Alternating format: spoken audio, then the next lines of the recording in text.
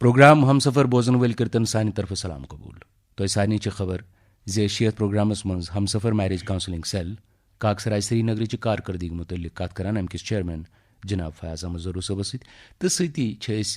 तिमन नोक्तन पे कत करान यम जन समाजस मज पालान या तिमन रिवाजन पे यम जन इंसान सिंद दुश्मन बनेमत कह तिम रिवाज ये पालान यमो सत पत निकाह करन सड़ा मुश्किल बनान सह जन गो यम सात वुचान पन्निस समाजस मज कूता दहेज गछ आसुन यम सात अकिस कोर निकाह करनावनच कोशिश करान या तम पत वाजवानन पे पोस टोंग खर्च करान या बड़ दो यम जन यवान तम सात अख अकिस सलामी गसो खैर खबर पृछने गसो तम सात कूता फजूल पोस खर्च करान तो यह वन रिवाज बनोमुत जन वारियास हदस तान ये जन वारियो तंजीमो आम लुको मजम्मत कर तो जनाब फयाज अहमद ज़रूर सब तह कोशिश करान जे अमे हमसफर मैरिज काउंसलिंग सेल सत यम जन निकाह सपदान तिम बगैर कुन इसराफ सपदान तो कह जहेजुक लेन देन तथ मज तो माशाअल्लाह इन कामयाबी दी मिलम फयाज अहमद ज़रूर सब वनकस सन स्टूडियोस मज तशरीफ थे बे जो मेहमान तह आज पन्निस स्टूडियोस मज तिम करोक इंट्रोड्यूस तिम मिलनोक तह सतन पत पहन गोडनेथ करो जनाब फयाज अहमद ज़रूर सबस ज़रूर सब खैर मकदम प्रोग्रामस मज शुक्रिया रशीद निज़ामी साहब मे वनतो यम जन रजिस्ट्रेशन अत गसान तुहस अत दफ्तरस पे हमसफर मैरिज काउंसलिंग सेल हंदिस दफ्तरस पे तो कचा रजिस्ट्रेशन आज तान गम खानदर कत्या सपदे तो बे फीडबैक क्या आम लुकन हुंद नहमदु व नसल्ली अला रसूलिल करीम अम्मा बाद लुकन हुंद रुझान अल्हम्दुलिल्लाह वारिया बढ़ान अत मजन कि निकाह या खानदर पन्न औलादन हिंद यम पजन अस सादगी सान करें क्या तिमन वन तजुर्ब सत साबित गो कि यम खानदर तिमो कर आज तान तम सतन कम नुकसानात पे तिमन तुलन कम सख्ती पे तिमन तुलन और तथ मज कत्या गुनाह तह गई सो यम सात तिमन वन यह पहलू ब्रोट कुन आव हमसफर पेश करान तिमो यम सात अत फर्क कर तिमो दोप ना अश वाकई पत कुन वारिया गलत गोमुत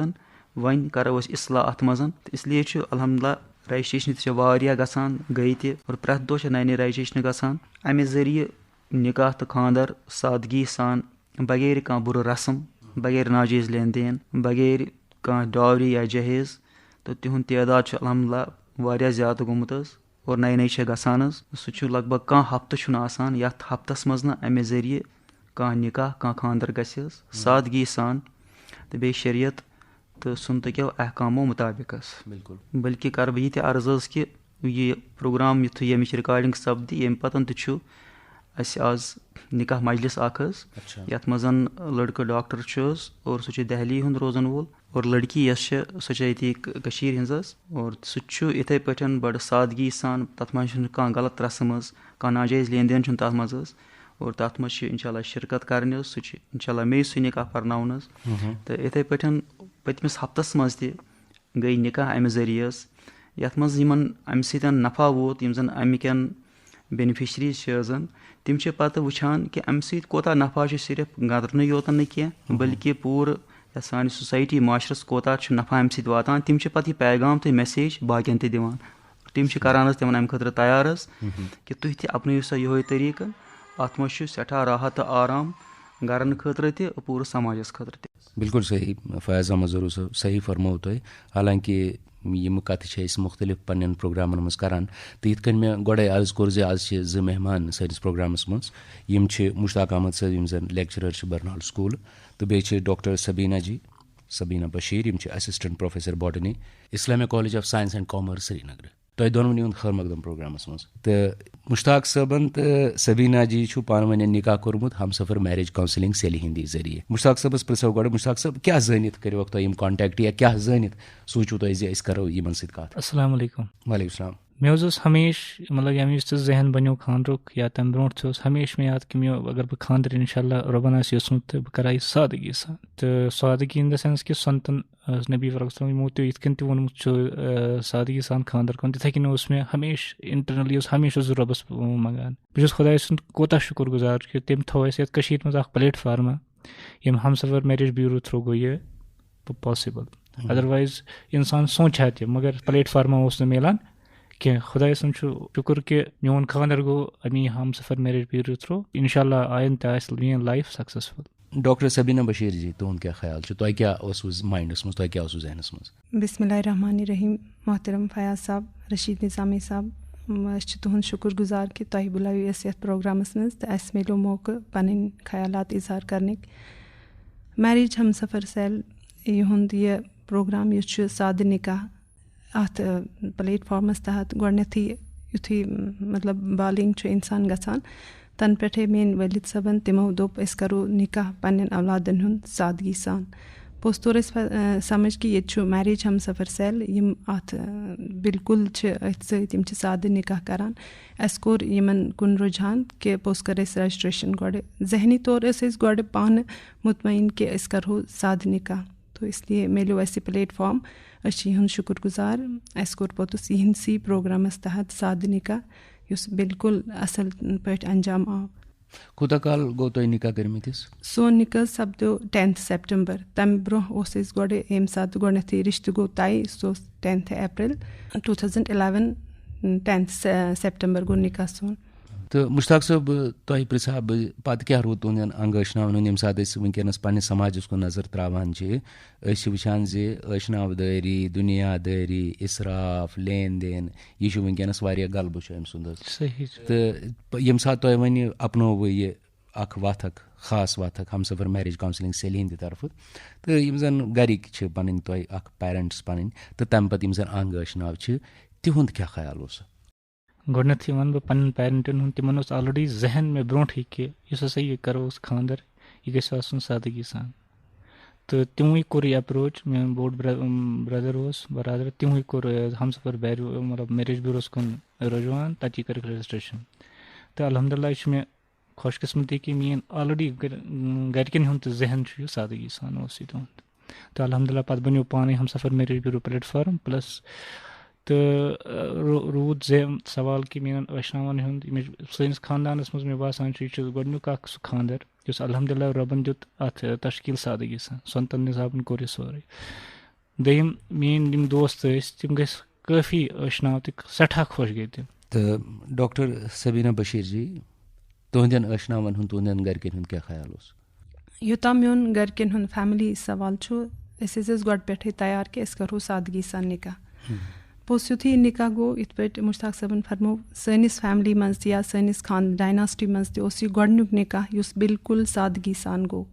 तो यह निकाह वचित गई सन हमसाय सन अशनाव मेन फ्रेंड्स तिम गई तीता इम्प्रेस कि तिमो दोप यह कूता सही तरीक यह कूता रुत तरीक अल्लाह ताला दिन तौफीक सारनी इथे पे निकाह करनो क्या अत निकाहस मज ना कह रस्म ना रिवाज ना बिदत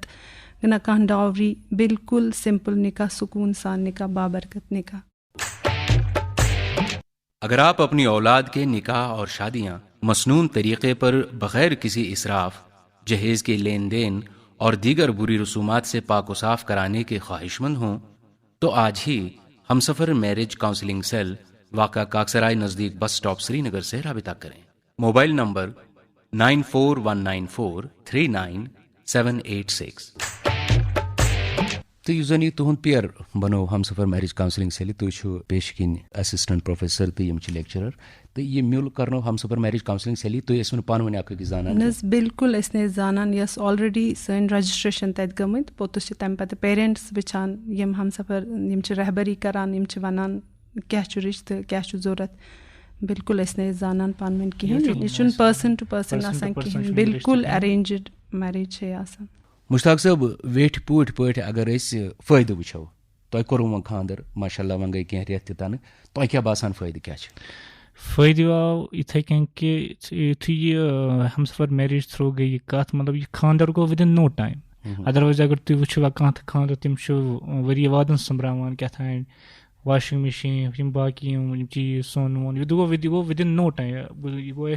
फैमिली टू फैमिली गो यह रिश्ते within a week only मतलब यथी मतलब यथ गरस आय बराबरी हुद गरस आय बराबरी कह चीज़ आव मज़े मे बासान सहूलियत गो विद नो टाइम गो यह अरेंज बोझा वोजा आव अल्हम्दुलिल्लाह रब सुन शुक्र कि खानदर गो सादगी। सबीना जी युताम तुम फ़ायदे दपान अत निकाहस मेन मकसद वोत यह निकाह गोस बिल्कुल सुन्नत हिसाब सादगी सान गन फ़ायदे आव सोरे अत मज नोस अत मज कह डावरी हुंद कंसेप्ट नोस अत मज क्या रस्म ना रिवाज सो सोरे फ़ायदा आव अत मज मतलब अल्हम्दुलिल्लाह अल्लाह ताला दियो तौफीक और रहबरी हम सफ़र मैरिज काउंसलिंग सेल युहुंद बिल्कुल शुक्र गुजार यम सोसाइटी मज इंशाल्लाह चेंज यवान ति आयन ती बे सारी लूक गसान अम सत इम्प्रेस कि सादगी सान निकाह तिम लूक ते करान यम इवन एफर्ट हेकन करित डॉवरी यम रस्म रिवाज हेकन करित मगर यह अख मिसाल बनान सोसाइटी मज कि तिम लूक ते ब्रोंठ यवान येले हम सफ़र मैरिज काउंसलिंग सेल युहुंद प्लेटफॉर्म रहबरी करान सो फायदा अत मज मेन रस्म रिवाज गसान कि बिल्कुल सही कत बे सानि खतर हौसला अफजाई हज कत आज आयु तुम सैनिस स्टूडियोस मज बराह रास्त करो तुम आम लूकन सतन यम प्रोग्राम के हवाले कत तो मुश्ताक साहब यु जन अक्सर सालुक एहतमाम करान तुम मा कोरू पत वाजवानुक एहतमाम अस कोर सिंपल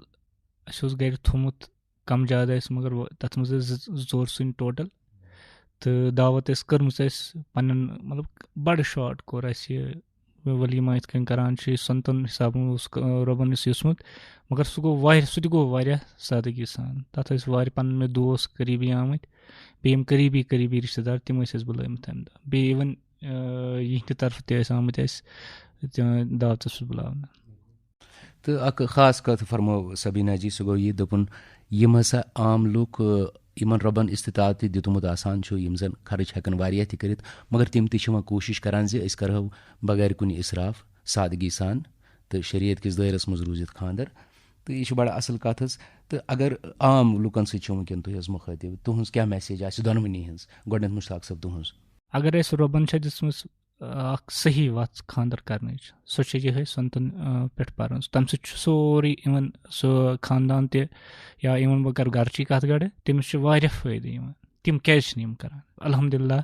कशीर में आव प्लेटफार्म हम सफ़र मैरिज ब्यूरो काउंसलिंग सेल सारी क्या अमी थ्रू करान यह मैरिज अम अगर तुम वो समाजस मज आजकल अवरेज तक गमत इट इज़ बिकॉज कि वो तुम सारी रस्म रिवाजन तिम कैलकुलेट करान हम चीज़ थवनित यम चीज़ थवनित यम चीज़ अमे क्या गो लेट मैरिज गसान लूक क्या तैयार वन तक सारी अगर यह प्रोग्राम थ्रू मैसेज यह कि तुम गो सारी तैयार कि सारी कर हम सफ़र मैरिज थ्रू अमे समाज यम आज बिदत खड़ा गमत तिमन दिमो लर फ्योर तो अतन अख बड़ जरूरी अहम इस जन आम दोस्त जन वनकन प्रोग्राम बोजान कह दोस्त तम यमो जन आज गोडनिच लटि या दम त्रेम लटि प्रोग्राम बोजमुत यह वन जरूरी तिज अक्सर लुकन गि यह गलत फहमी गई जे हम सफ़र मैरिज काउंसलिंग सेल मा कह रकम रटान खानदर करना खतर तो तम पे तम पन पोस बनाने कोशिश करान बिल्कुल सो कत कह बल्कि मामूली कचन तम पोसन फयाज साहब यह जन थोमुत तरीक सो जन वन वनकन बे आम लुकन से कित कन फार्म भरुन कच पोस तिमन दिन पेवान अत 10 रपियन फार्म तम पतन फार्म ये भरित यी और वापस तम सात रटान 400 रपि सह स्टेशनरी चार्ज आसान तम अलाव बे कहीं पोस बे रटन ना कह डिमांड आसान गो गोडनेथ सिर्फ 10 रपियन अख फार्म पे यह पूर कर वापस तम सात तुम भरिव तो पत वो फयाज साहबन सिर्फ 400 रपि स्टेशनरी खर्च बाकी कहीं त खर्च तो सबीना जी तुहज मैसेज क्या बस वन यह मैसेज मैरिज हम सफ़र सेल यह प्लेटफॉर्म वनकन यह बिल्कुल आसान तो सादे निकाह खतर मोन मैसेज यह मेन ब्रदर्स एंड सिस्टर्स वनकन मैरिज खतर या तो तिम ांडान या तिमो एप्लाई कोर्मुत मेन मैसेज यह कि अगर यह वत यीसह सहल तो आसान यह टेंशन फ्री तिहंदन पेरेंट्सन खतर ते या बाकी यम वनकन मैरिज हिंद एज मगर तिम बिल्कुल डॉवरी खतर परेशान अत मज कत्या सिंपल क्राइटेरिया यह तीजा आसान वत तिमन कहीं परेशान गसने जरूरत बे यह वत अपनो अत मज सुकून बिल्कुल अल्लाह ताला सन्ज रजा अत मज बे सुन्नत हिसाब यह सोरी निकाह गसान मेन मैसेज यह कि तिम अपनविन यह वत तिम करिन अप्रोच मैरिज हम सफ़र काउंसलिंग सेल क्या कि वनकन यह इदार मे बासान पूर इंडिया क्या बह दप मतलब सैनिस कश्मीरस मज वनकन ज़्यादा यह इदार युस आसान तो सादे निकाह करना तिमन पज तिमन अप्रोच कर तत रजिस्ट्रेशन कर आसान तो सादे निकाह खतर बिल्कुल तैयार रोजन बिल्कुल सही बड़ा असल मैसेज यह तो बे फयाज साहब ब्या चीज़ सह गो यी ये सात वुचान साद अनुमान साद हिसाब ये सात खानदर करो निकाह करो तम सात ज्यादा मौसमुक अमल दखल बुथान कह तो वो वन अक्सर है अन टेंट लागुन वन नबर कन सब दिन वन वारियन लूकन पृछुन वन हसा वनकस मौसम खराब वनकस हेको यह कर पे 6 रेतन खानदर इथे बिल्कुल सही तिमो चीज़ों नश इंसान बचान اَمہِ قٕسمٕچ پریشٲنی چھِ تِم چھِنہٕ یَتھ منٛز بِلکُل کِہیٖنۍ آسان یِتھ پٲٹھۍ یِم سٲنۍ مہمان تہِ وٕنہِ فرماوان ٲسۍ حظ. تہٕ اِسلیے یِمو ساروی چیٖزو نِش بَچنہٕ خٲطرٕ چھُ یِہوے چیٖز کہِ أسۍ اَپناوو یِہوے سادٕ طٔریٖقہٕ یُس زَن مصنوٗن تہِ چھُ شرعی احکام مُطٲبِق اور برکت سۭتۍ بٔرِتھ چھُ. بِلکُل صحیح. تہٕ فیاض احمد ظہروٗ صٲب تُہُنٛد سٮ۪ٹھاہ سٮ۪ٹھاہ شُکریہ. مُشتاق صٲب, ڈاکٹر سبیٖنا جی, تُہُنٛد تہِ سٮ۪ٹھاہ سٮ۪ٹھاہ شُکریہ. تۄہہِ اوٚنوُ تشریٖف یَتھ پروگرامَس منٛز تہٕ لوٗکَن سۭتۍ کَرٕ بہٕ کَتھ. وٕنکیٚنَس ہیوٚتُن ییٚمہِ پروگرامُک وق اَنٛد واتُن. تۄہہِ سارنٕے ہُنٛد شُکریہ. بوزَن والٮ۪ن ہٮ۪مو اِجازت. اَسَلامُ علیکُم. وعلیکُم السلام.